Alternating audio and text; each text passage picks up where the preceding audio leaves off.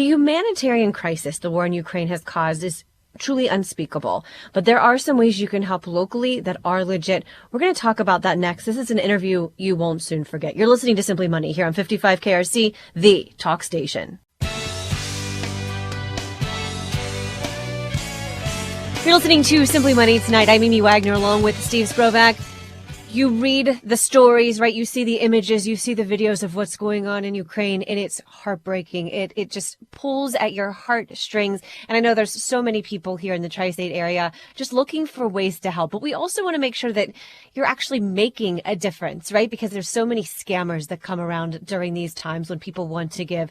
Joining us tonight is Roger Babik. He's founder and president of a local organization called Master Provisions. If you've not heard from them, Roger's joining us right now to explain exactly what it is that Master Provisions does. And Roger, what's really cool here is that you guys have a history with people in Ukraine that goes back far beyond this conflict, this war. That's correct. We started in 1994 as a ministry of compassion to Ukraine, where we collected high-quality used clothing to send over and start Christian Goodwill-type thrift shops to create jobs and share the gospel. So our relationship in Ukraine goes back to 1994. Wow. And how has that evolved through the years? Like, what is your current contact that you have with people in Ukraine? In 2003, we partnered up with a new Christian organization in Ukraine called My Home for Orphans.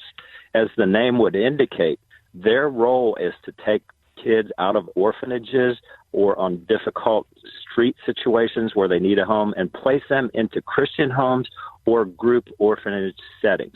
This also includes kids with special needs. So it's a wide variety of kids, about 300 children, and some of the associated families that we take care of through monthly sponsorships.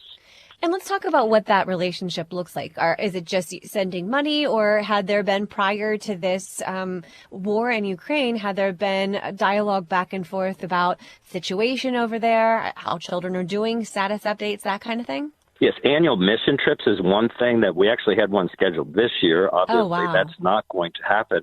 But to go to work with My Home for Orphans, take them to a week of camp, some of the families on the Black Sea, and get to experience something they've never gotten to do. Go out of the city, have, if you want to consider it, a family enrichment camp. We sponsored those camps, and we can't do it this year. The last one that I went on was in 2019. But I've led 27 trips to Ukraine over the years, as many as 48 people at one time and as few as 6 people on a team. So obviously, you know, right, that country, you know, those people, and talk about the relationship that you have, that Master Provision has with orphans over there, and kind of in the days leading up to the invasion, the situation that they were in and where they are now. All right. Our group works in the Kherson Oblast. That is in southern Ukraine. That's now under control of the Russian occupiers, as they would say. And am I wrong? I think that was one of the first cities, actually, that was invaded. Yes, that was one of the first major cities that was fully taken over. Oh, wow. And our orphanage and all the families are in that region. So the day the war broke out, they had great foresight, realizing that in the group home, they don't want kids in a group home that could be a target.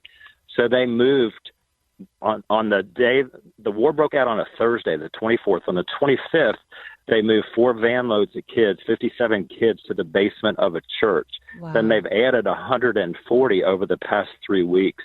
So there's volunteers plus a couple of the staff people that every day are walking back and forth, other than the ones that stay there around the clock with the kids, just to provide care.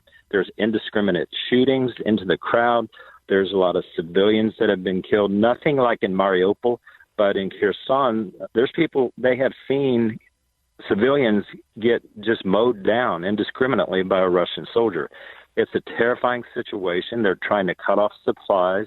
This past Friday, 14 truckloads of humanitarian supplies were choked off, not allowed into the city. Oh. So there's danger of starvation, water shortages. This is really a huge humanitarian crisis that's unfolding right before our eyes. You're listening to Simply Money tonight here on 55 KRC. We are joined by Roger Babik. He is the founder and president of Master Provisions, talking about the humanitarian crisis that's going on right now in Ukraine and a long-standing relationship that he and his organization have had with Ukraine, with the people there, with an orphanage there. Roger, I think when we hear these stories, right, and I've read some articles just about children who have been killed, just the lack of food and water. I can't imagine, quite honestly, what they're going through over there right now. But for those who want to help, how can we help? Okay, we established the day the war broke out a Ukraine emergency fund, knowing the needs would be great. Yeah. We have sent 3 different wire transfers totaling $33,000 that they converted into supplies. The difficulty right now is supplies are running short, so we don't send more money until the directors of My Home for Orphans instruct us to do that. There's long lines at the banks, food's running short.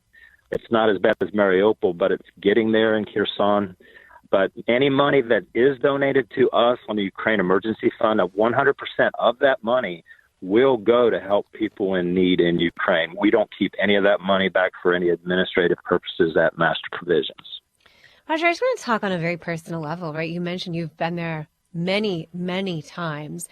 How does this feel to you to watch this unfold, a place that obviously you know and love? It feels like my sisters and brothers are being tormented, and I sometimes just sit there and I start getting choked up of just knowing that Ludmila, the director, not only is trying to take care of all these kids, but her son died in an accident last week, not war-related. So I'm just torn. I'm torn up. There's a mixture of anger that this would happen because of the evil leadership of one man.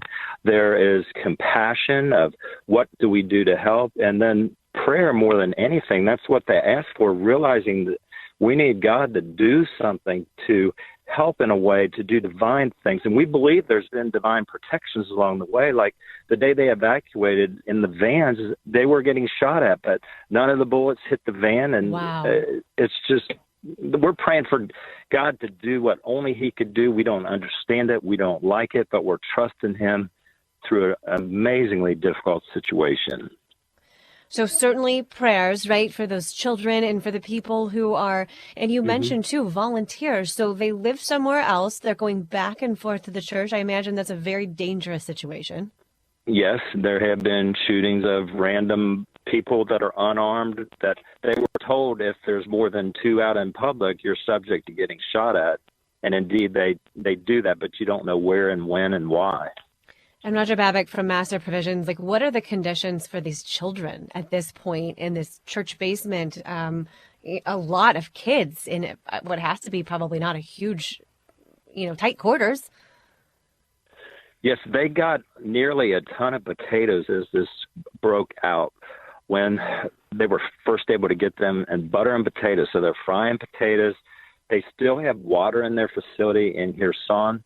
So they're just subsistence living off of fried potatoes each day and small portions for the kids, and the adults trying to create an atmosphere where they're not afraid. They're trusting God, because kids sense the fear of adults. Sure. Extreme bravery and heroism we're seeing all throughout Ukraine, and our partners at My Home for Orphans have a strong faith in God that is carrying them during this time of true persecution. Our hearts and prayers go out to those people and everyone in Ukraine right now. If you're looking for a way that you can make a difference, masterprovisions.org. They have a Ukraine Emergency Relief Fund. We'll get supplies there as soon as they get the green flag, that there are supplies to be purchased. A great organization. And once again, Roger Babik joining us. He's founder and president of Master Provisions, reminding you that any donation that you make, 100% of it will go to the people of Ukraine. You've been listening to Simply Money here on 55 KRC, the talk station.